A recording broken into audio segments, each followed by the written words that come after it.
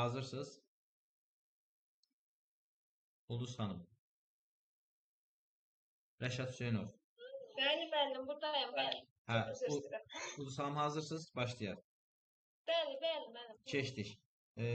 Deyin müəllim mənə kömür. Dünyada kömürün əsas istehsalçıları. Aha, mən əsas kömür istehsalçı olan ölkələr deməli neft, qaz, sonra kömür. Hə də Çin idi müəllim.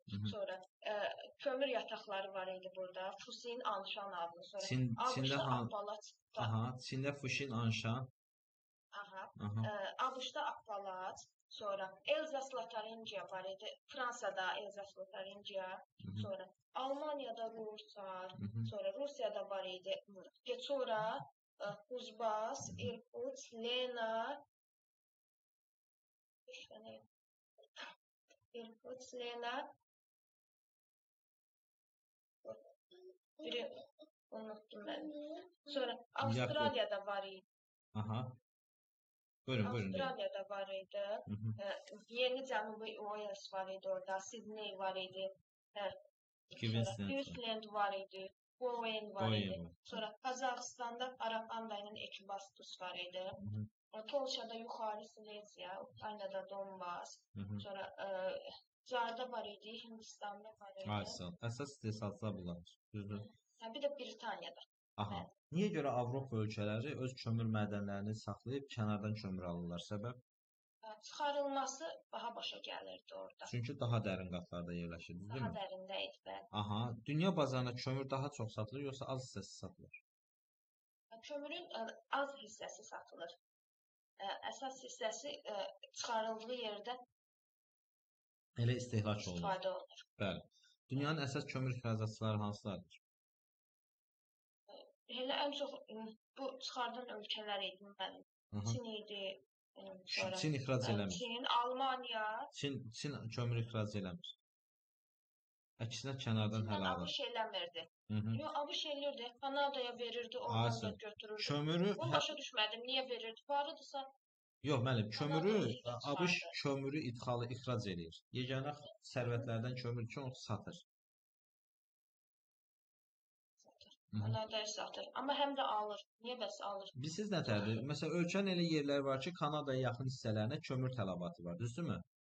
Ölkənin bu başına kömür aparmaq ona daha baha başa gəlir, amma həmin qonşu ölkədən alıb onu istifadə etmək daha ucuz başa gəlir. Bölgələrin tələbatını ödəmək üçün. Yəni olur, bu proseslər də olur ölkələrdə. Sərfəlisi hansıdırsa ona qaçır. Əsas ixracatçılar hansılardır? Kömür. Kömürün əsas ixracatçıları.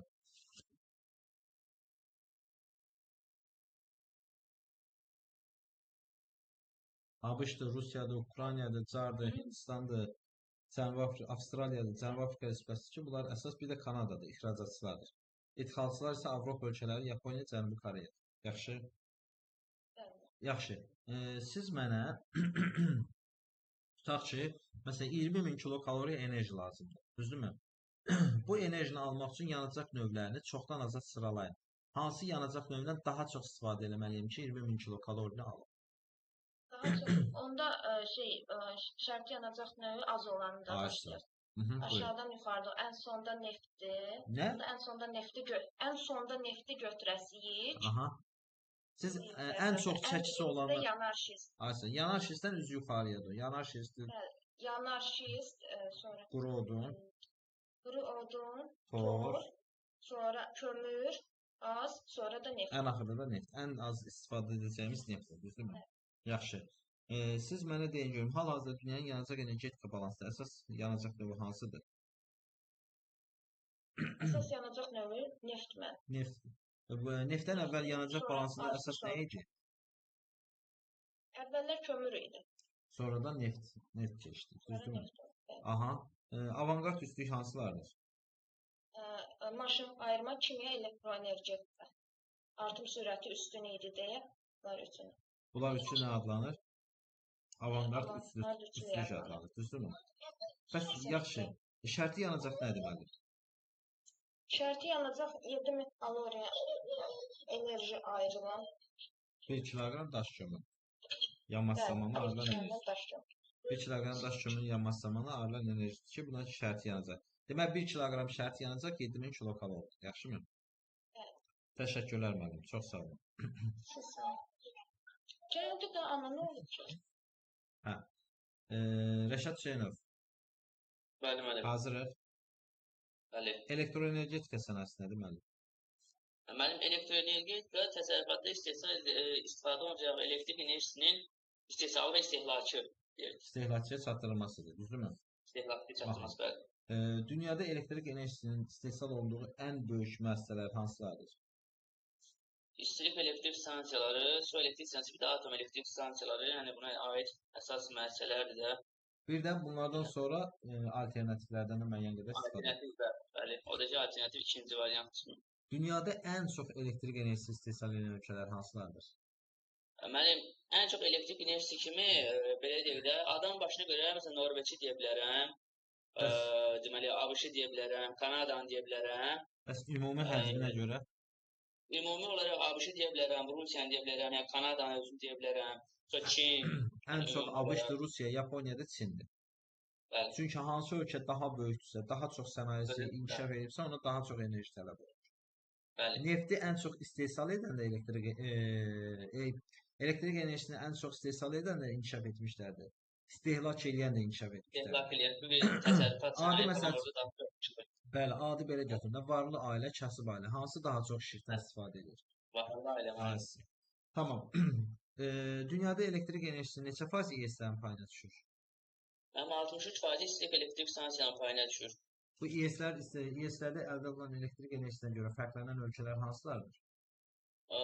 Fransanı deyə bilərəm, ABŞ-ı deyə bilərəm. Fransada AES-dir, müəllim, yalan danış. AES-də var, müəllim, istilik elektrik stansiyası. Ola bilər o. Ən güclü ABŞ var, Çin var, Hindistan var, bunlar. Rusiyadır, Yaponiyadır, Almaniyadır. Bəli. Bunlarda İES-lərin gücünə görə fərqlənən ölkələrdir. Düzdürmü? Bəli. İES-in əsas yanacaq mənbəyini nə təşkil edir? Mənim İES-in əsas yanacaq mənbəyinə məsələn mazutu deyə bilərəm, sonra neftdir, torfdur, yəni bəzi müəssisələrdə. Kömürdür, yanaşıcıdır. Kömürdür, bəli. Bunlar əsasən İES-in şeyinə. İES-in müsbət və mənfi tərəfləri nədir? Mənim İES-in müsbət cəhətinə deyə bilərəm ki, yəni enerji, mənfi cəhət deyə bilərəm ki, gec yaradılır, yəni həm deməli onun yaradılması xərc tələb eləyir. Xeyr. Həm də ki, müsbət cəhətdəki enerji çox verir də. Xeyr, yalan deyirsiniz. Dərs oxumamısınız. Yox, oxumuşam müəllim. Mən dedim ki, İES-in müsbət tərəfi tez tikilməsi, ucuz başa gəlməsidir. mən də onu demək istədim. Yox, siz gec dediniz. Sən dedim müəllim. İES-in tikintisi tez başa gəlir, ucuz başa gəlir. Bəs ondan əldə edilən enerji necə? Baha başa gəlir yoxsa ucuz başa gəlir? Ondan əldə olunan enerji müəllim baha başa gəlir, yəni ucuz başa gəlir əslində. Xeyr. Yox, baha başa gəlir müəllim, baha başa gəlir. Çünki neft falan bunlar həm bərpa olunmayan resurslardır. Ekologiya ziyandır, həm də ki pul baxımından yəni xərc tələb eləyir də. Bəli. Neft İES-lərin müəssisələri tez tikilir, ucuz başa gəlir. Amma əldə edilən enerji baha başa gəlir. Niyə? Çünki bərpa olunmayan resurslardan istifadə edir. Onların çıxarılması, emal edilməsi, sonra daşınması hamısı əlavə xərclərdir. Başa düşdünüzmü? Yaxşı müəllim. Deyin görün mənə hansı ölkələrdir ki, elektrik enerjisi istehsalında İES-lərin payı ölkənin ümumi enerji istehsalında 80% keçir. Mənim Niderland idi deyəsən səhvləmirəmsə. Niderland. Sonra? Orada filan mənim Niderland idi, Rumıniya falan idi. Adları tam yadımda qalmıyor. Cədvəl vermişəm mənim. O, miqət sertifikasiya düşə biləcək sualdır və düşüb də miqət dəfələrlə bu sual. Boş yeri verməmişəm. Valla o cədvəli doğrudan verirəm mənim, səmimi sözümdür. Yəni elə belə verməmişəm. Onun faizi mənə lazım deyil. Mən çox cədvələ düz mən ciddi Yox, naxaq, çox naxaq. Mənim o cədvəli təzə vəsaitlərdə vermirlər, köhnə vəsaitlərdə verirlərdi.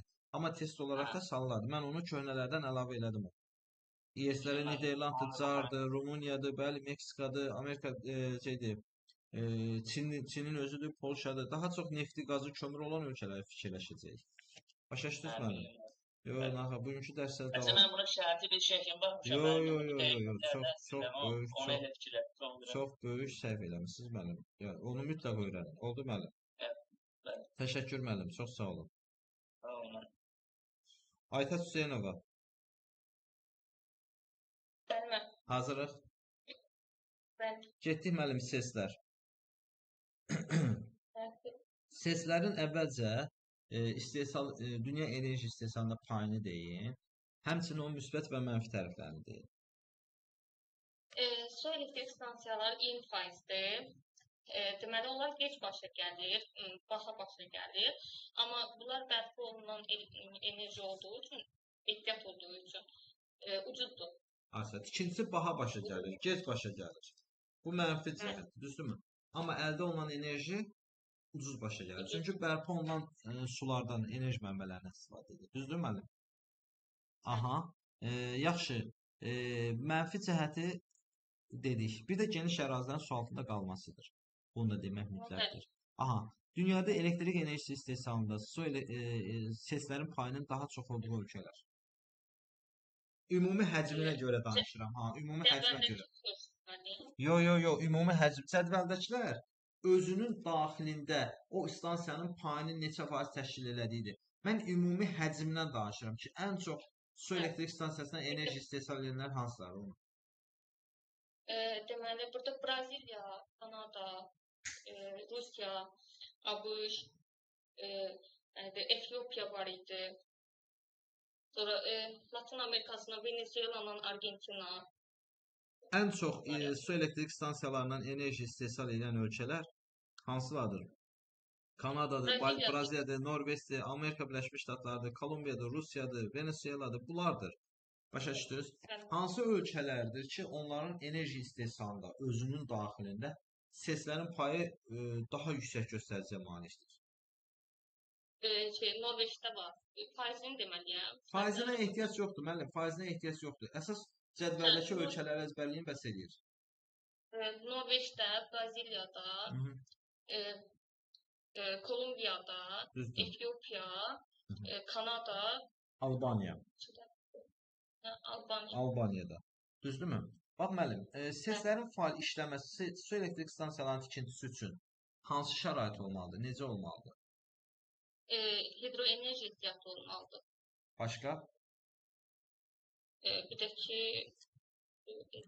Məsələn, hidroenerji ehtiyatı dediniz var, düzdürmü? Afrika çaylarının ekvator boyu əraziləri hidroenerji ehtiyatları boldur. Bəs niyə görə orada seslərin fəaliyyəti zəifdir? Seslər demək olar ki, yoxdur. İxtisaslı kadrda olmalıdır, değil mi? O baha başa gəlir onun tikintisi, düzdürmü müəllim? Deməli, seslərin işləməsi üçün həm əlverişli şərait olmalıdır hidroenerji ehtiyatı və ən başlıcası ölkənin iqtisadi inkişafı yaxşı olmalıdır ki, o stansiya dedik axı onun tikintisi baha başa gəlir. Onun külli miqdarda vəsait lazımdır onu tikmək üçün. Başa düşdünüz müəllim? Aha. Yaxşı, dünyanın ən böyük su elektrik stansiyalarını deyin. Ölkələr üzrə. Evet. İtalya var idi Braziliyada. ABŞ-da Grand Kuri var idi. Deməli, Rusiyada Sayan Şuşensk. Bir də Braz qardaşlar. Sonra nə var idi? Sonra Braziliyada biri də var idi. Tukuri. Venezuela'da Guri. Kanada'da Churchill Falls. Bunlar ən böyük nələrdir? Su elektrik stansiyalarıdır, düzdürmü? Aha. Deməli, keçdik AES-ə. AES nədir? Atom elektrik stansiyaları. Atom elektrik stansiyalarında dünya enerji istehsalında AES-lərin payı nə qədərdir? 20%, yox. 17%. 17%. AES-dən enerji əldə edən ölkələr hansılardır? Daha çox enerji əldə edən ölkələr. ABŞ, Yaponiya, Fransa, Almaniya. Varlıları götürəcək də, çünki baha başa gəlirlər. Rusiyanın özü, həmçinin Hindistan, Pakistan da, Çinin özü də buradadır. Çinin adı da çəkilir. AES-lərdən enerjiyə görə. Yaxşı, bəs hansı ölkələrdir ki, ümumi enerji istehsalında AES-lərin payı daha çoxdur? Cədvəl. Cədvəl. Fransa var idi. Ən çox 60%-dən çoxdur bunlarda. Sonra Koreyada var idi, Cənubi Koreyada. Belçika, İsveç və İspaniya. İspaniya. Bunlarda enerji istehsalında AES-lərin payı daha böyük göstəriciyə malikdir. Düzdürmü? Dünyanın yanacaq enerji balansında yanacaq növlərinin deyilməni hansılardır? Ən çox neftdir, yanacaq olaraq istifadə olunur. Daş kömür, torf, qaz, təbii qazdan istifadə olunur. İlk üçlüyü soruşuram sizdən. Bugün bacı qardaş dərsizə fazlaşmısınız. Neft, təbii qaz, kömür, daş kömür. Təşəkkür. İlk üçlük bunlar. Neft, təbii qaz, daş kömür. Təşəkkürlər. Çox sağ olun. Sərfinaz müəllim. Mənim. Keçdik alternativ enerji mənbələri. Alternativ enerji mənbələri dedikdə nə başa düşürük müəllim? Mənim alternativ enerji mənbələri deyəndə günəşdən alınan elektrik, günəş enerjisi, sonra küləkdən alınan, sonra bioyanacaqdan alınan və s. Günəş, külək, geotermal enerji mənbələri, düzdürmü? Bunlar alternativ enerji mənbələridir. Yaxşı, bunlardan istifadə edən ölkələr hansı ölkələrdir ən çox? Bəli, bunlardan istifadə edən ölkələr ən çox ABŞ-dır, Fransadır, İtaliyadır, Yaponiyadır. Bunları misal göstərə bilərik. Yəni inkişaf etmiş ölkələr. Niyə görə inkişaf etməkdə olan ölkələrin payı zəifdir burada? Bəli, inkişaf etmiş ölkələr əsasən. Bəs niyə inkişaf etməkdə olan ölkələrin payı aşağıdır? Bəli, çünki burada onların alınmasında, sonra hansısa qurğuların qurulmasında yəqin ki, çox xərclər tələb olunur. Əlbəttə ki, baha başa gəlir müəllim. Baha başa gəlir. Ona görə də onlar inkişaf etməkdə olan ölkələr üçün çətinlik yaradır. Ona görə inkişaf etmiş ölkələrdə bunlar daha çox da asan yoxdur. Yəni onlar inkişaf etmiş ölkələr daha çox bunlardan istifadə edirlər. Alternativ enerji mənbələridir. Yəni günəş elektrikdir, su, külək, geotermal, həmçinin bioenergetika. Bunların hamısının tikintisi baha başa gəlsə də, əldə edilən enerji ucuz başa gəlir. Başa düşdünüz? Çünki bərpa olunur. Əldə edilən enerji ucuz başa gəlir. Amma tikintisi baha başa gəlir. Başa düşdünüz? Ona görə inkişaf etmiş ölkələr bir dəfə vəsait yatırı tikir və ucuz şəkildə həm ekoloji cəhətdən təmiz olur, həmçinin də ucuz enerji mənbəyi kimi istifadə edir. Başa düşdük müəllim? Məsələn, bizdə Azərbaycanda da bəli müəllim. Azərbaycanda da məsəl üçün bunlardan da istifadə edirlər. İstifadə edilir. Afərin. Günəşli günlərin saatlarından, yəni ki, burada panellərin qurulmasından və s. günəş. Yaxşı müəllim, eşidirsiniz? Yanacaq növlərinin istilik vermə qabiliyyətinə görə ardıcıllığını deyin. Yanacaq növlərinin istilik vermə qabiliyyətinə görə mənim birinci neftdir, ikinci qazdır, üçüncü kömürdür, dördüncü odundur. Yox, torfdur. Torf, odun, bir də yanaşıq. Aysa. Bəli, 5 kiloqram şərti yanacaq desək nə qədər enerji götürək? 35 min mənim. Aysa. Çünki 1 kiloqram şərti yanacaq. 7 mindir şərti yanacaq kömürdə görə şərti yanacaq götürülür. O da 7000 kilokaloridir. Kilokaloridir. Əla. Yaxşı müəllim. Keçdik bioyanacaq. Bioyanacağın əsas enerji mənbələrini nə təşkil edir? Bioyanacağın əsas enerji mənbələri mənim odunca, yəni bioehtiyatlar, biokütlə, bunlar təşkil edir. Bioyanacaq neçə formada ola bilir? Bioyanacaq mənim maye halında, qaz halında və bərk halında. Bioyanacağın bəş növlərinə hansılara aiddir? Bərk növlərinə məsələn odunu göstərə bilərik. Sonra biokütlə, bir də qranul. Qranul nədən alınır? Qranul mənim demək olar ki, bu da alternativ enerji mənbəyidir. Yəni bunların alınması Avropa ölkələrində mənzillərin zadın qızdırılmasında istifadə olunur. Qranulu əldə edirlər torfdan. Qranul istehsalına görə hansı ölkələr fərqlənir? İsveçdir, Avstriyadır, Almaniyadır, Çindir. Bunlardır. Bunlar ən çox qranul istehsal edən ölkələr. Bəs enerji meşələri deyəndə nə başa düşürük müəllim? Necə müəllim? Enerji meşələri. Enerji meşələri dedikdə isə müəllim onları, yəni oduncaq istifadə eləmək üçün elə ağac növləri vardır ki, məsələn, söyüddür, bir də hansı ağac növüdür? Hə, evkalipt. Onları əkirlər və ondan oduncaq kimi istifadə edirlər ki, onları qırsınlar, oduncaqdan istifadə edirlər. Yəni sürətli böyüyən ağaclardan meşələr salırlar. Sürətli böyüyən ağac növləri. Bəli, ona deyilir enerji meşələri. Enerji meşələr, bəli, müəllim. Yaxşı, bir dənə də sual verin. Məsələn, 20 min kilokalori enerji əldə etmək üçün ən çox istifadə ediləcək yanacaq növündən ən az istifadə edilənə qədər ardıcıllıqla düzün.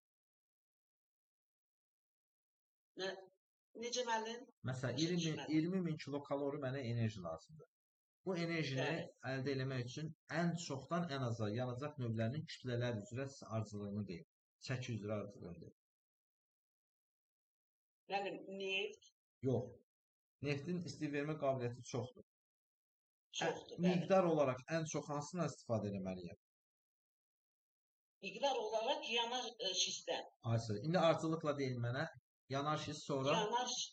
Yanar şist, sonra quru odun, torf, daş kömür, təbii qaz, sonra da neft. Təşəkkür müəllim. Çox sağ olun. Sağ olun. Səhvlər sanmaz. Bəli, müəllim. Axşamı sevə müəllim. Mən soruşam da. Əlbəttə ki, müəllim, problem deyil. Soruşmuram ki. Sağ olun. Müəllim, başlayaq. Bir saniyə müəllim, bu sistem. Hazırsınız müəllim? Biyoyanacağın 5 növünü bildik. Düzdürmü müəllim? Keçdik biyoyanacağın maye növü. Maye növlərinə hansılar daxildir? Biyoyanacağın maye növlərinə daxildir. Biyokitlələrdir də məsələn, tabii ki. Yox, müəllim. Biyoyanacaq bərk maye qaz halındadır. Bərkin dedik, oduncaqdır, biyokitlədir, qranuldur. Bəs biyoyanacağın maye növünə hansılar daxildir? Maye növü. Həmən etanoldur, metanoldur. Bir də biyodizel. Bir də biyodizel. Dünyada bioetanol istehsalına görə fərqlənən ən böyük ölkələr hansılardır? Braziliya ilə ABŞ. Neçə faizdir hərəsində? Birində 30, birində 60. Braziliyada 30, ABŞ-da isə 60%, düzdürmü? Yaxşı müəllim. Braziliyada bioetanol nədən əldə edirlər? Şəkər qamışdır. Bəs Kanada, ABŞ-da? ABŞ-da da qarıdadır. Qarıdadır. Yaxşı, bəs biodizel istehsalına görə fərqlənən ölkələr? ABŞ, Avropada bir dərs xüsusilə. ABŞ, Kanada, Avropa ölkələri, İndoneziya, Filipin var. Biodizeli Avropa ölkələri nədən əldə edir? Biodizeli raps bitkisindən də görə baxın. Bəs ABŞ? ABŞ yenə qarı günə baxarsan. Soyadan. Yox, soyadan, mənim, soyadan. Kanada? Soyadan. Kanoladır, kanola. İndoneziya və Filipində? Yağlardan, kokos yağı, bir də palma yağı. Kokos və palma yağından. Braziliyada isə? Gənə gəlsək yağı da, transfer yağı deyirlər. Avropada biodizel almaq üçün, daha doğrusu üzr istəyirəm, bioetanolda, maye yanacaq növlərini almaq üçün hansı bitkilərin becərilməsinə daha çox üstünlük verirlər? Raps bitkilərdir, raps və günə baxan bitkilər. Şəkərli bitkilər, müəllim, nişasta tərkibli bitkilərdir. Şəkər çulludur, şəkər arpadır, sorğodur, kartofdur. Çünki bunları buğdadır. Bunları emal edəndə ondan nişasta tərkibli nişasta alınır ki, ondan da bioetanol istehsalında, biodizel istehsalında istifadə edilir. Yaxşı müəllim? Biyoyanacağın qaz növünə nə daxildir müəllim? Qaz növünə sən bioloji tullantılardan xüsusilə. Bioloji tullantılar. Bioloji tullantılarda necə emal edib qazı alırlar? Onları elə deyim, bir yerə yığırlar, onda çürüyür və yeraltı bunkerlər olur, çənlər olur. Yığırlar ora, çürümə prosesi gedir. Çürümə prosesi zamanı qaz ayrılır orada, metan qaz. Düzdürmü? Onu da borular vasitəsilə ötürürlər, istifadə edirlər. Buna deyilir nə? Bioqaz. Düzdürmü? Bioqaz da Aha. yəni. Bioqaz istehsal edən qurğuların istehsalına görə ən çox fərqlənən ölkə hansıdır? Baxın, mən ən çox fərqlənən ölkə Almaniyadır, İsveçlər, Danimarkadır. Düzdür. Daha çox. Amma belə son illərdə inkişaf etməkdə olan ölkələrdən Çindir, Vyetnamdır. Hindistandır, Nepaldır, bu ölkələrdə fərqlənir. Aysan. Bir də bioqazı emal etmək üçün əldə bir texnologiya lazımdır, avadanlıqlar lazımdır. Bu qurğuların istehsalına görə Almaniya dünyada fərqlənən ölkədir. Yaxşı müəllim. Keçdik nəyə? Metallurgiya sənayesi. Metallurgiya sənayesi nədir müəllim? Metallurgiya sənayesi hər hansı bir filizin hasılatı, saflaşdırılması və onun müxtəlif istehsalı və müxtəlif belə deyək, qəliblərə salıb, müxtəlif növlərə hazırlanması. Bu proses metallurgiya sənayesi. Metallurgiya sənayesi hara meyl edir adətən? Yəni, xüsusilə ağır metallar meyl edir, sapmalar, əlvan metallar, yüngül metallar. Ümumiyyətlə, kompleks olaraq metallurgiya sənayesi həm xammal, həm enerji mənbələrinə meyl edir. Amma son dövrlərdə onların meyl etməsində dəyişiklik yaranıb. Daha çox hara meyl edir? Daha çox xammala meyl edir. Yox, limanlara meyl edir. Limanlara, hə. Liman metallurgiyası. Bəli, gətirmə xammal. Əvvəllər məsələn daha çox xammal və enerji mənbələri, ya xammal mənbələrində yerləşdirilir, ya enerji mənbələrində, ya da ikisinin arasında. Düzdürmü? Amma son dövrdə ithal xammallarla əlaqədar olaraq harda meylənir, yerləşir daha çox. İri liman şəhərlərində yerləşdirir. Metallurgiya özü neçə yerə bölünür, bunu da deyilməli. Qara və əlvan metallurgiya. Qara və əlvan metallurgiya olmaqla 2 yerə bölünür. Təşəkkür müəllim. Çox sağ olun. Sonra Afət İsayeva. Bəli. Axşamınız xeyir. Axşamınız xeyir. Hazırıq. Qara metallurgiya deyilən nə başa düşürük müəllim? Qara metallurgiya demək, dəmir filizlərinin hasilatı emalı ilə bağlı olan sənaye sahəsidir. Ağır sənaye sahəsidir. Qara metallurgiya daha çox hansı bölgələrdə yerləşir? Qara metallurgiya əsasən xammal və enerji mənbələrinə yaxın yerləşdirilir. Son zamanlarda isə daşındığına görə dəniz limanlarında yerləşdirilir. Qara metallurgiyada enerji mənbəyi kimi daha çox hansı yanacaq növündən istifadə edilir? Enerji mənbəyi kakoslaşan kömür idi. Kömürdən istifadə olunur. Ya kömür hövzələrinə yaxın yerləşdirilir, ya xammal mənbələrinə yaxın yerləşdirilir. Bəzi hallarda isə onların arasına yerləşdirilir. Düzdürmü? Qara metallurgiyada xammal kimi dəmirdən başqa hansı ehtiyatlardan istifadə olunur? Çubuğun, polad. Yox. O çubuğun, polad ondan alınan məhsuldur. Xammal olaraq dəmir filizindən başqa 2 dənə də əlavə xammaldan istifadə olunur. Manqanla xrom. Manqan və xromdan da istifadə edilir. Əla. Müəllim, deyin görün mənə, dünyada bir var dəmir filizi istehsalı ayrı şeydir, polad istehsalı ayrı şeydir. Dəmir filizi istehsalı deyilən nə başa düşürük müəllim? Dəmir filizi ehtiyatlarının istehsalı. Çıxarılması. Düzdürmü? Dünya üzrə dəmir filizinin istehsalçıları, ən böyük dəmir filizi istehsal edən ölkələr kimlərdir? Hansı ölkələrdir? Deməli, Rusiyada, Çindir, Braziliyada, sonra Hindistan var idi, ABŞ, Kanada. Bunlar daha çox dəmir filizi çıxaran ölkələrdir, düzdürmü? Bəs dünyada ən çox polad istehsal edən ölkələr hansılardır? Polad və çubuğuna görə dəmir filizi ixal edən ölkələrdən var idi. Cənubi Koreya idi, Yaponiya, ABŞ, Avropadan da Almaniya. Qərbi Avropa ölkələri həmçinin. Düzdürmü? Yaxşı. Ümumi polad istehsalına görə Çin dünyada öndə gedir. Adam başına düşən polad istehsalına görə Lüksemburq. Ona hətta polad hersoqluğu da deyilir. Lüksemburq. Eşitmişsiniz də yəqin ki. Yaxşı. Bax müəllim, hansı ölkələrdir ki, özünün filizi yoxdur, amma dünyada polad istehsalına görə fərqlənir? Özünün filizi yoxdur, amma polada görə fərqlənirlər. Video izah baxmışdınızsa demişəm. İthal edənlər fərqlənir də mənim yadımda. Hansılar? İthal edirlər digər ölkələrdə, Çin idi, Koreyada, Cənubi Koreyada. Xeyr. Çini deyil. Çinin özünün dəmir filizinə nə gəlmir? Çin. Hansı ki özündə yoxdur, ithal xammal əsasında bəli, dünyada öndə gedir polad istehsalı. Yaponiya, Cənubi Koreya. Bir də Qərbi Avropa ölkələri.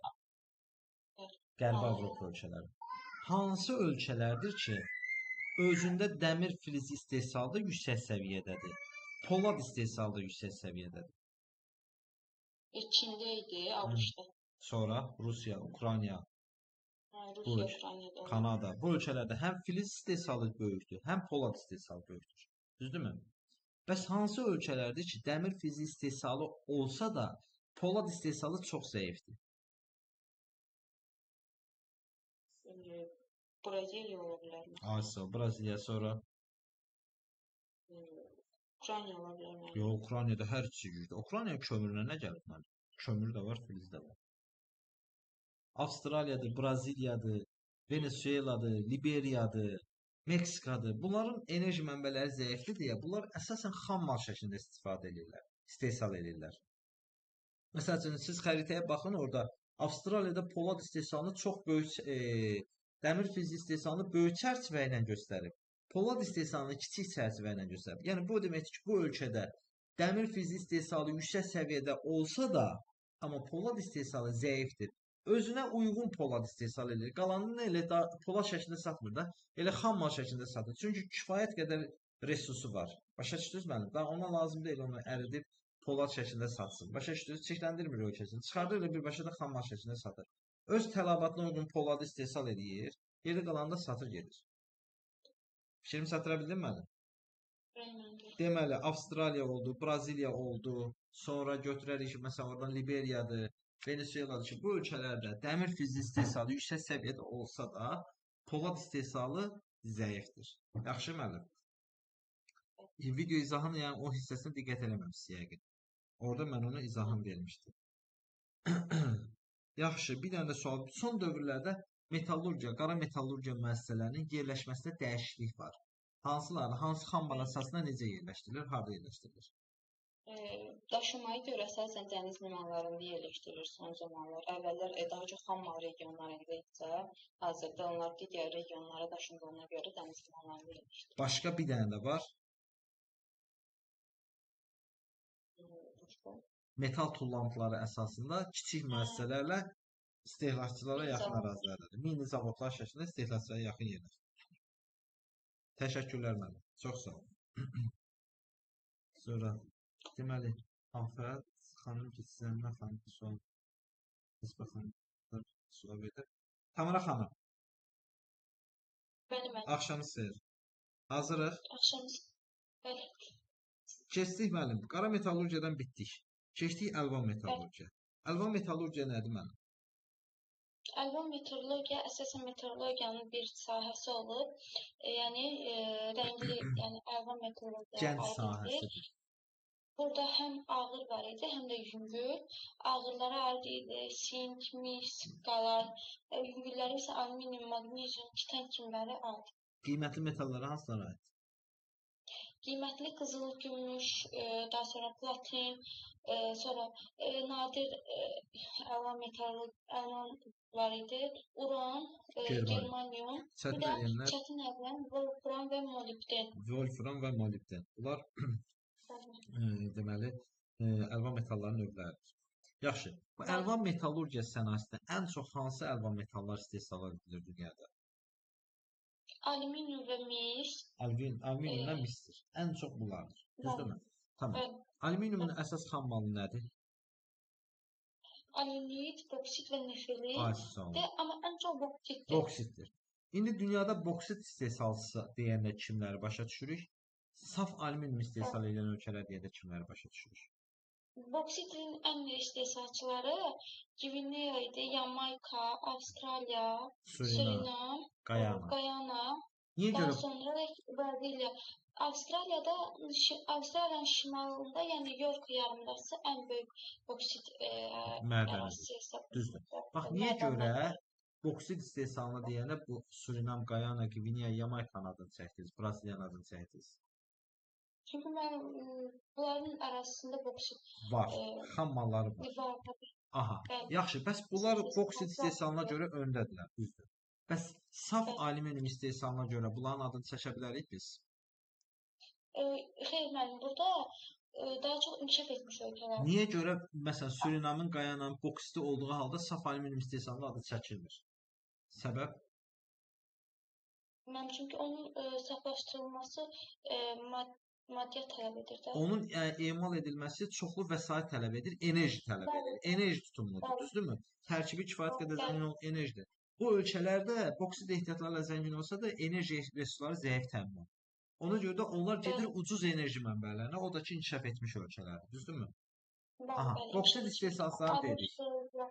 O zaman saf alüminium istehsal edən ölkələr hansılardır? ABŞ, Yaponiya, Kanada, Norveç, Almanya, bir də ki, Rusiya. Aslında bu ölkələr saf alüminium istehsalına görə fərqlənən ölkələrdir. Bəli. Yaxşı. Alüminiumdan başqa keçdik mis istehsalına. Bəs niyə görə alüminiumdan fərqli olaraq misin elə emalı da çıxarıldığı yerdə həyata keçirilir? Səbəb nədir? Daha az metal tutumludur bu. Aslında kasıbdır, tərkibi kasıbdır, düzdürmü? Onu xam mal kimi daşımaq səmərəli deyil, əlverişli deyil. Daha çox xərclər tələb olduğuna görə ona yerdə çıxarılır. Aslında tərkibi çox kasıbdır, düzdürmü? Ona görə də dünyada ən çox mis istehsal edən ölkələr deyəndə hansı ölkələr götürəcəyik? Daha çox mis, burada Çili bəyidir. Dünyada birinci sayılıdır. Çünki mədəni. Mis mədəni, düzdür. Burada eni 3 kilometr, uzunluğu 4,3 kilometr. Mənim lazım deyil bu. Əsl böyük, dünyanın ən böyük mədəni də açıq üsulla çıxarılır. Perudur, Çilidir, Kongodur. Mərkəzi Afrika ölkələri var idi. And ölkələri. Biz bildiyimiz kimi And qurşağı mis qurşağı adlandırılırdı. And ölkələri qurşağı adlandırılırdı. Bəli.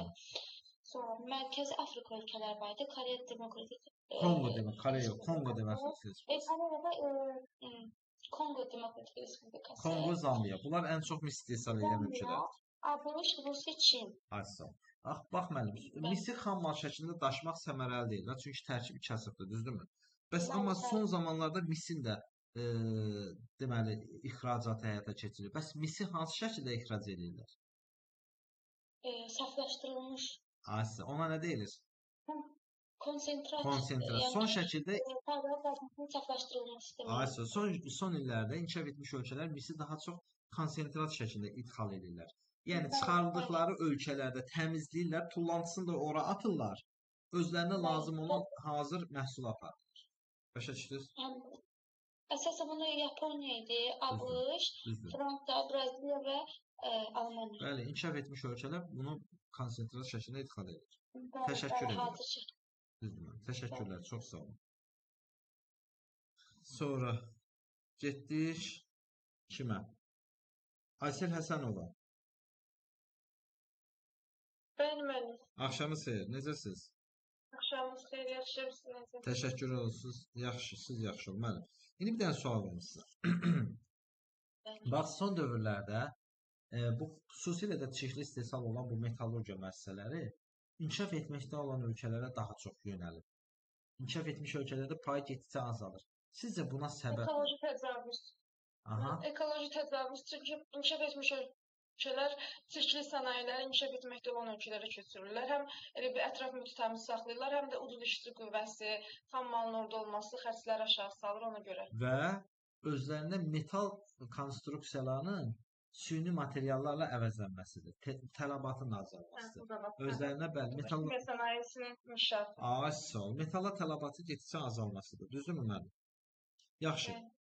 Əlvan metallardan biri də uran filizidir. Düzdürmü müəllim? Uran nadir radioaktiv metaldır. Düzdürmü? Bəli, əvvəl əsasən urandan müharibələrdə silahlar hazırlanmasında istifadə olunurdusa, hal-hazırda sülh məqsədi ilə istifadə olunur. Bura nə daxildir? Atom elektrik stansiyalarında istifadə olunur. Daha sonra kosmik aparatların istehsalında, raketlərin istehsalında istifadə olunur. Aslında daha çox istifadə edilir. Uranın tərkibi kasıbdır yoxsa zəngindir? Kasıbdır. Uranın tərkibi çox kasıbdır. Çox kasıbdır. Neçə faizdir uranın tərkibi? Biz məsələlərdə neçə faizlə hesablayırıq? 0,2 idi. Aslında 0,2%. Məsələn, tutaq ki, müəllim 1 ton uran filizi var. Onu saflaşdırsaq biz nə qədər oradan saf uran əldə edirik? 200 qram. 200 qram saf uran əldə edirik. Çünki çox kasıbdır da, həddən artıq kasıbdır. Bəs uranın emal edən müəssisələr harda yerləşdirilir? İstərsən uranı emal edən müəssisələr əhalinin yaşadığı ərazidən uzaqda yerləşdirilir. Çünki çox təhlükəli. AES-lərin stansiyasını soruşmam sizdən. Uranın Kamal mənbələrinə yaxın yerləşdirilir. Niyə? Səbəb? Çünki tərkibi kasıbdır ona görə. Kasıbdır deyə elə onu xamal mənbələrində həyata keçirirlər, düzdürmü? Yaxşı müəllim, bax elə yer gəlmişkən AES-lər. AES-lər təhlükəlidir. Ətraf mühitdə radiasiya yarada biləcək bir enerji stansiyadır, enerji mənbədir. AES-lərin tikintisi ən çox hansı ərazilərdə həyata keçirilir?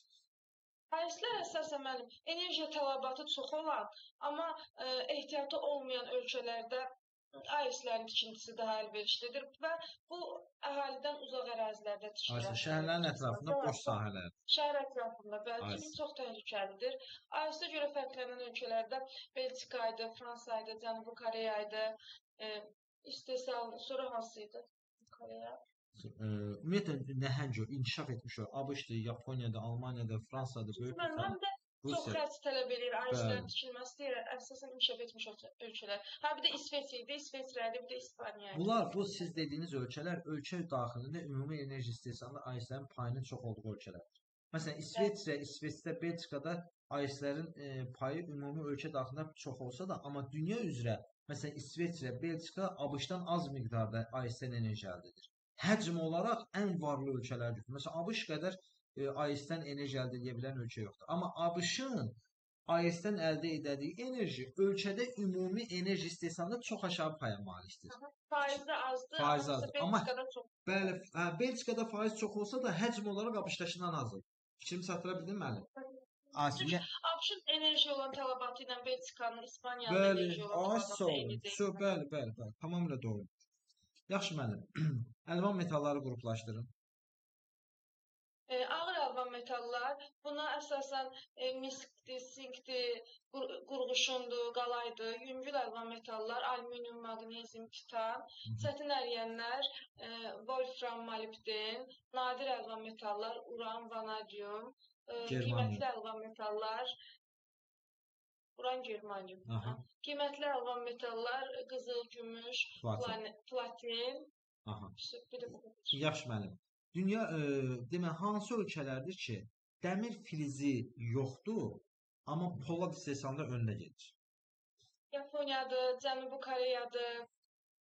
Bunlar əsasən idxal əsasında. Bir də Qərbi Avropa ölkələri. Bəs hansı ölkələrdir ki, dəmir filizi istehsalında yüksək səviyyədədir, polad istehsalında yüksək səviyyədədir? ABŞ-dır, Çindir, Rusiyadır. Ukraynadır, Kanadadır. Ukraynadır, Braziliyadır. Yox, Braziliyanın enerji resursları var ki, mənim bu yüksək olsun. Braziliyada polad yox idi mənim. Polad zəifdir müəllim, çox zəifdir. Başa düşdünüz? Bəs hansı ölkələrdir ki, dəmir filizi istehsalı yüksək səviyyədədir, polad istehsalı aşağı səviyyədədir? Dəmir filizi, məsələn, Avstraliyadır. Sonra Avstraliya var idi. Sonra Hindistan idi. Braziliyanın özüdür. Görürsünüz, onlarda filiz çoxdur. Amma saf polad istehsalı orada zəifdir. Sonra Liberiya var idi. Bəli. Liberiyadır. Sonra orada Meksikadır, Venezueladır. Bunlarda dəmir filizi istehsalı yüksək səviyyədədir. Polad zəifdir. Yaxşı müəllim. Niyə görə polad istehsalı bu ölkələrdə zəifdir? Səbəb? Məsələn, inkişaf etməkdə olan ölkələrin elə enerjisi və sair yoxdur. Məsələn, Avstraliya bunlardan fərqlənir. Avstraliyada maraqlı deyil. Tələbata yetəcək qədər istehsal eləyir, sonrasını isə üzdən Avstraliyada ümumiyyətlə təbii ehtiyatlar açıq üsulla çıxarılır deyə ona ixrac eləmək sərf eləyir. Ona görə özünə lazım olanı istehsal eləyir. Ona maraqlı deyil onu polad şəklində satsın. Elə filiz şəklində satmaq o daha maraqlı. Başa düşdünüz mü? Təşəkkür Aysə xanım, çox sağ olun. Sonra Pərvanə Hacıyeva. Axşamınız xeyir, necəsiniz? Yox, müəllim, siz yaxşı olun. Yaxşı olun, cümləmiz müəllim. Hazırıq? Bəli, müəllim, buyurun. Keçdik müəllim. Deyin görün mənə, yanacaq energetika sənayesi deyənə nə başa düşürük mən? Bütün növ, yəni bildiyimiz yanacaqların hamısının emiyalı, onların elektrik enerjisi onların almaq məqsədi. Yanacaq və elektrik enerjisinin istehsalı və istehlakçıya satılması, düzdürmü? Bəli, bəli, olmazsa var, bəli. Və bu kompleks özü neçə yerə bölünür? Yanacaq neft sənayesi, qaz Yox, sənayesi, yanacaq energetika kompleks olaraq neçə yerə bölünür? Yanacaq sənayesi, bir də elektroenergetika sənayesi. Hə, mənim, hə. Başa düşdünüz? Yanacaq energetika bir kompleksdir, düzdürmü? Bu kompleks gəldi mənim, amma cavabı çox asandır. Kompleks olaraq iki yerə bölünür. Elektroenergetika sənayesi, yanacaq sənayesi. Bax, yanacaq sənayesinin işi nədir? Burada nədir, iş nədən gedir? Yanacaq dövlərinin hasilatıdır. Aha. Həmin o kömür, neft, qaz, Aysa. onların istehsalıdır və onlardan elektrik enerjisi almaq Yox, məqsədilə yox, bəli. Bir dəqiqə qarışdırmayın. Yanacaq sənayesi, yanacaq növlərinin hasilatı, emalı və istehlakçıya çatdırılmasıdır. Başa düşdünüz? Aha. Bəs elektroenergetika sənayesinin işi nədən ibarətdir? Orada mənim enerji istehsalı və istehlakçıya çatdırılması. Başa düşdünüz? Elektrik enerjisinin istehsalı və istehlakçıya çatdırılması. Başa düşdünüz müəllim? Aha. Dünyanın yanacaq energetika balansında hansı yanacaq növləri üstünlük təşkil edir? Neft, qaz kömür. Neft, qaz və daş kömür. Sıralama belədir. Əvvəlin daş kömür olur, sonra amma hal-hazırda neft, qaz və daş kömür. Düzdür. Tamam. İndi deyin görün mənə, yanacaq növlərinin istilik vermə qabiliyyətinə görə çoxdan aza necə düzərsiniz? Birinci neftdən başlayaram mənim. İkinci təbii qazdan, daş kömürdən başlayaram. Torfdur, odundur, axırda yanacaq gəlir. Ən sonuncu yanacaq. Düzdür. Hamısı vahid çəkidədir da onların verdiyi enerji, istilik əmsalları. Bəli. Aha, onların istilik əmsalları mütləq bilin. Kimi baxmayaraq ki, neft ən çox istilik vermə qabiliyyətinə var. Amma şərti yanacaqlar 2000 kiloqram deməli, daş kömürdən əldə olunan enerji 7000 kilokalori götürür. Bu şərti yanacaq var. Müəllim, məsələn, deyir ki, müəssisənin yanacaq sərfiyyatı 10 kiloqram daş şərti yanacaqdır. 10 kiloqram şərti yanacaq deyirsə, siz nə qədər, neçə kilokalori düşünərsiniz onu? 10 kiloqram az olur da mənim. Məsələn, 1 kiloqram şərti yanacaq neçə kilokaloridir? 1 kiloqram. Bəli.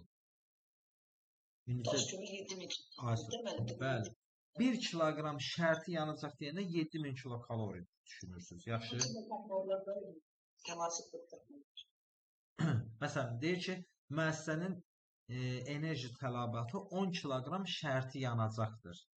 10 kiloqram şərti yanacaq deyəndə neçə kilokalori? Aysa, 70.000 aysa. Yəni 1 kiloqramı 7000 həmişə yadınızda saxlayın. Neçə kiloqram versə vurunuz çəkini həmin 7000-ə olacaq həmin cavab. Oldu müəllim? Oldu müəllim. Yaxşı. Deyin görün müəllim, mənə elektrik enerjisi istehsalında su elektrik stansiyalarının payının daha çox olduğu ölkələr, cədvəl, seslər. Birləşmiş Ştatlarda fərqlənən ölkələr. Yox müəllim, onu soruşmuram.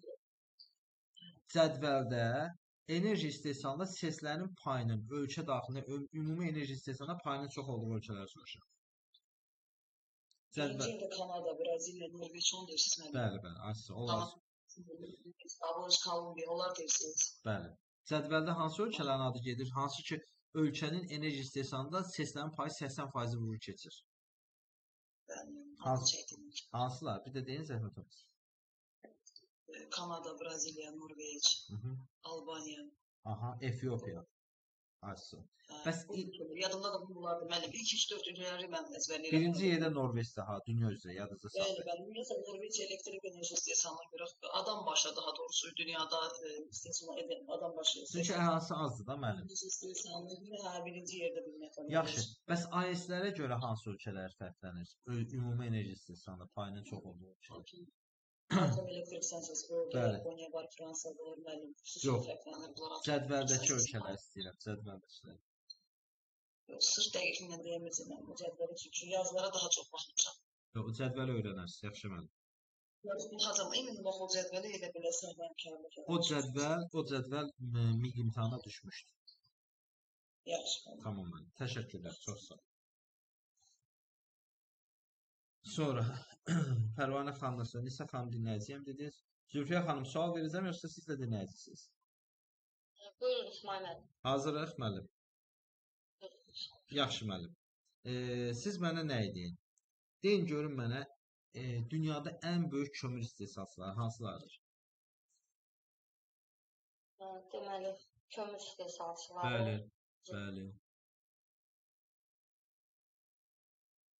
Deməli, dedi ki, istehsalçılarını sıralamalıyam da. Hərdə dünyanın əsas kömür istehsal edən ölkələr.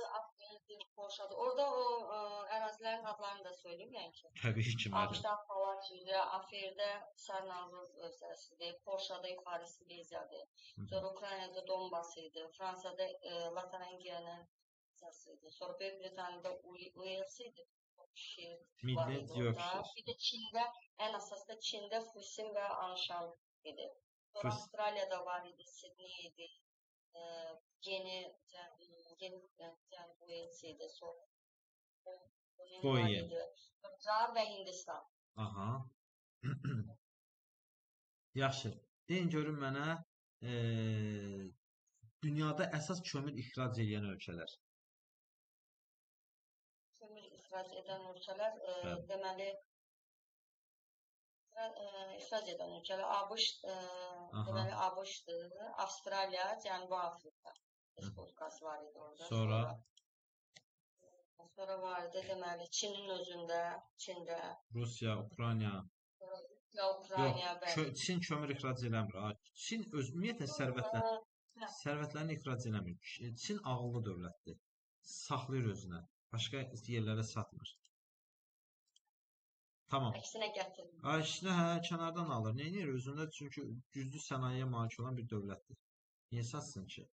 Yaxşı müəllim, deyin görün mənə, dünyada boksit istehsal edən ölkələr hansılardır? Saf alüminium istehsal edən ölkələr hansılardır?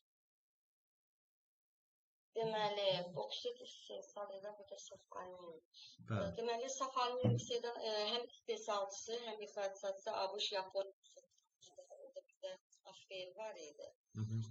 Bir də var idi. Sonra bir də boksitin özünü dedi ki, bu alüminiumla pisi etmir. Alması da boksit. O da əsas boksit ən çox Gvineya'ydı. Həm istehsalçısı, həm ixracatçısı vardı. Avstraliyanın özüydü, Braziliya, Yamayka idi. Bəs saf alüminium istehsal edənlər? Qorxdum ondan. Neydi? İstehsal edənləri ABŞ, Yaponiya, sonra burada Norveç, Afir,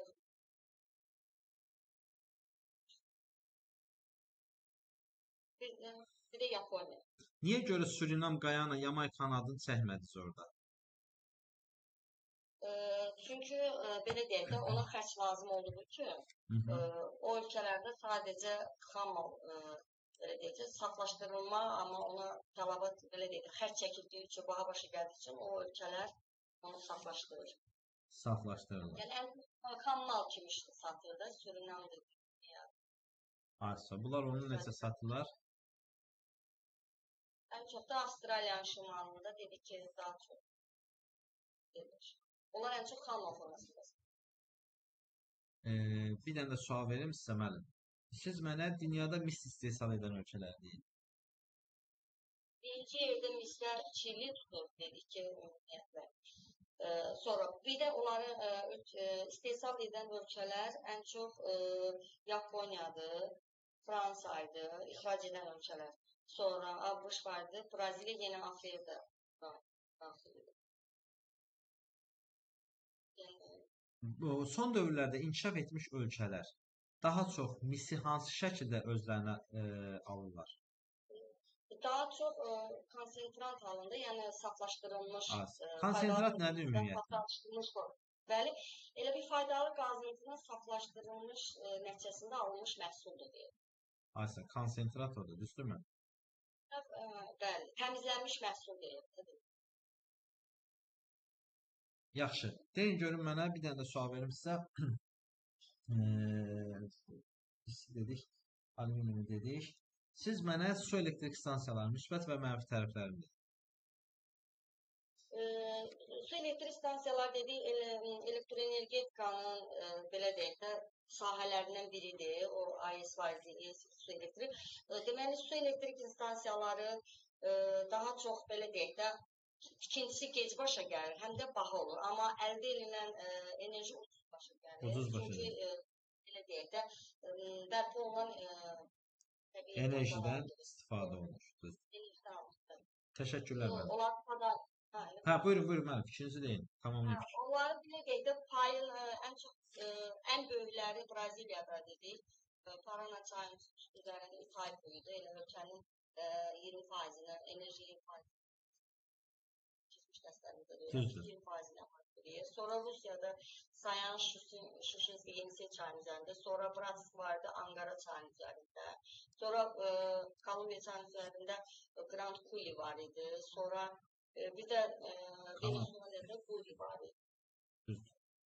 Təşəkkürlər mənim. Ən çox pay olanlar da Norveçlə Braziliya, Albaniya. Düzdür. Bu ölkələr daha çoxdur. Ölkə daxilində enerji istehsalı. Çox sağ olun müəllim. Təşəkkür edirəm. Dürdane Hacıyeva.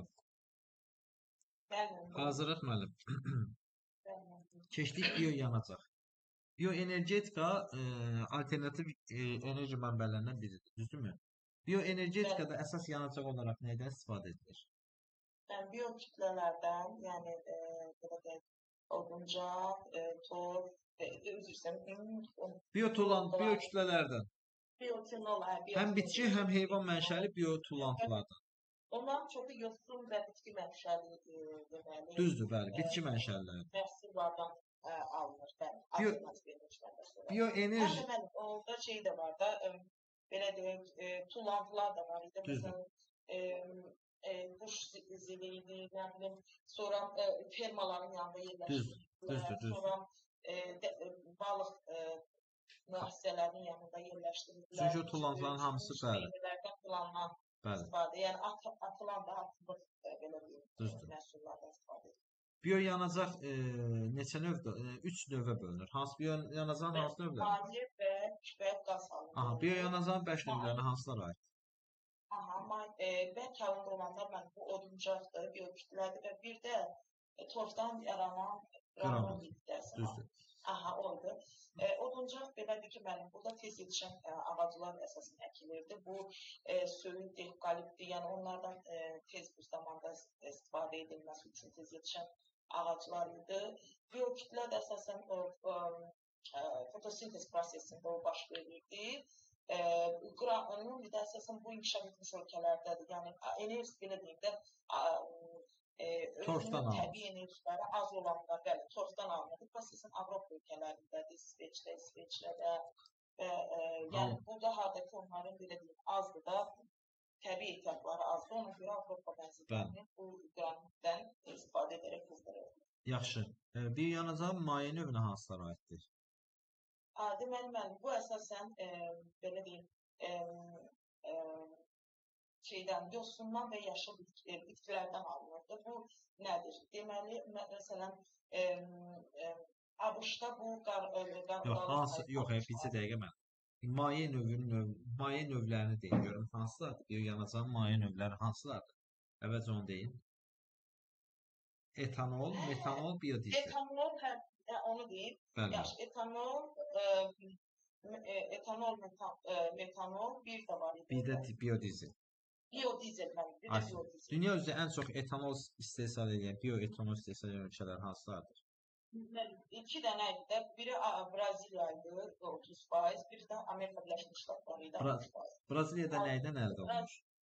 Braziliyada əsasən mən bu deməli Günəbaxandan Amerika Birləşmiş Ştatlarına qarğalı və soya. Braziliyada bir də var. Braziliyada mənim soyadan əldə olunur, soyadan. Onu yerləşdir. Bəli, bioetanolu Braziliyada soyadan əldə edilir. Bağışlayın, üzr istəyirəm. Şəkər qamışı, mənim üzr istəyirəm. Şəkər qamışından. Şəkər qamışından. Bioetanolu şəkər qamışından, ABŞ-da isə qarğıdaldan əldə edirlər. Mən siz nələ çaşdırdım? Orada yenə gerçək yalan. O mənim, o biodizeldir. O biodizel istəyir. Bu Braziliyada var. O heç, o biodizeldir. Hələ biz bioetanoldan danışırıq. Bəs Cənub Şərqi Asiya ölkələrində biodizel, deməli... O mənim Filipində bir də İndoneziyadaydı, kokos yağı və palma yağından. Ayso, biyodizel istehsalında bunlardan istifadə olunur, düzdürmü? Yaxşı müəllim. Deyin görün mənə biyodizeli necə əldə edirlər? Müəllim, deməli bu əsasən bayaq qeyd elədiyim kimi tullantılar idi da. Yox, bitkilərin emalı zamanı, müəllim, yosunların, bitkilərin emalı zamanı oradan efir yağı alınır. O efir yağına biyodizel əlavə eləməklə biyodizel. Dünyada ən çox biyodizel istehsal edən ölkələr. Məsələn, Avropa ölkələrində biyodizel nədən əldə edirlər? Müəllim, o şəkər və nişastadan da kartof idi. Ən çox raps və Günəbaxandan. Günəbaxan idi və bunlardan əkirdilər ki, onun tərkibində kartof və nişasta, şəkər və nişasta çox olan. Hal-hazırda biyodizeli Avropa ölkələrində ən çox raps və Günəbaxandan istehsal edirlər, düzdürmü? ABŞ-da nədən istifadə edilir? İstifadə edilir. Biyodizel, qarğıdalıdan, bir də soyadan. Soyadan. Kanadada? Kanoladan. Kanoladan. Braziliyada? Deməli, şəkər qamışı, bir də Günəbaxan. Yox, Braziliyada kastor yağından. Hə, yenə gerçək bayağın deyil. Braziliyada şəkər qamışını etanol istehsalında istifadə edirlər. Gənəgərçək yağını dizel istehsalında istifadə edirlər. Biyodizeldir. Gerçək biyodizel, obisi qaz, aysa. Filippinlə İndoneziyada nədən istifadə olunur, onu da deyin. Bayaq dedim mənim, palma və kokos. Kokos yağı. Təşəkkürlər. Çox sağ olun. Dilara Qurbanova üzr istəyirəm. Bəli, müəllim. Hazırlıq müəllim. Bəli, müəllim. Keçdik müəllim. Nəyə? Deyin görün mənə əvvəlcə dünyanın əsas neft istehsalçıları hansılardır? Dünyada əsas neft ixracı olan ölkələr və İran ərazisində Səudiyyə Ərəbistanı, Birləşmiş Ərəb Əmirliyi, sonra Küveyt, Venezuela, sonra Qətər, Küveyt, Birləşmiş Ərəb. Mənim Kanada, Çin, sonra nə deyə bilərəm? Meksika, Venezuela. Bəs əsas idxalçılar? Mənim ABŞ, Yaponiya, Qərbi Avropa ölkələri. Bunlar əsas idxalçılardır, düzdürmü? Mənim ABŞ-da neft olsa da, amma o səhv eləmirəmsə var, amma o alır. Yenə də üstünü alır. Hə, alır. Özünü üçün saxlayır da gələcək. Düzdür, gələcək üçün saxlayır. Yaxşı müəllim. Qazın əsas istehsalçıları. Qazın əsas istehsalçıları. Elə mənim o da neftinin hardasa yaxındır, əsas ixrac. Amma burada əsasən Rusiya, Avropa, İran, Avropa, sonra ABŞ kimi. Əsas İran körfəzidir, körfəz ölkələrdir, Meksikadır, Əlcəzairdir. Bunlar neft çıxarılan əraziləri. Bəs idxalçılar hansılardır? Alıcılarda mənim yenə də inkişaf etmiş ölkələrdə ABŞ, Yaponiya, Avropa ölkələri. Metallurgiya deyənə nə başa düşürük? Metallurgiya qara və əlvan metallurgiya. Metalların hasilatı saflaşdırması və emalı. Bəli. Düzdür? Aha. Deyin görün mənə müəllim. Elektroenergetika sənayesi nədir? Elektroenergetika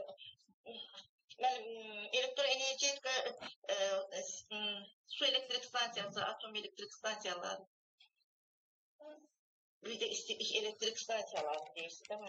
Elektroenergetika elektrik enerjisinin istehsalı və istehlakçıya çatdırılmasını əhatə edir. Çatdırılmasıdır, bəli. Aha. Deyin görün mənə, dünyada ən çox elektrik enerjisi nəydən istehsal olunur? Elektrik enerjisi ən çox mənim su elektrik stansiyalarından. Birinci yerdə hansıdır? Birinci yerdə mənim istilik elektrik stansiyalarıdır, 63%'dir. Su elektrik stansiyaları 20%'dir. Atom elektrik stansiyaları səhv eləmirəmsə 17%'dir. Mənim, uran filizi nədir? Mənim, uran filizi çox nadir filizdir, radioaktiv maddədir, belə deyək də. Onun tərkibi həddindən artıq çox kasıbdır. 1 kiloqram uranın tərkibində hardasa 0,2%. Bəli. Uran Saf var. uran var. Yaxşı müəllim. Əlvan metalları qruplaşdırın. Əlvan metallar, bildim.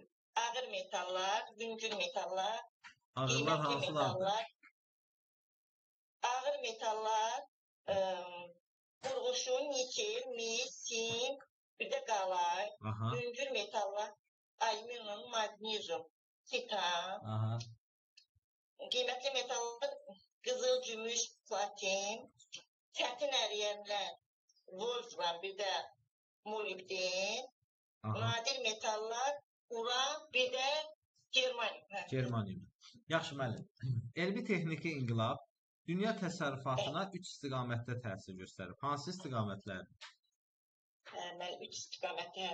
Birinci və ikinci sektor hasilat və emal edici sənaye, eyni zamanda 3-cü və 4-cü sektorlar xidmət sahələri arasında dəyişməkdə nisbi dəyişiklik idi.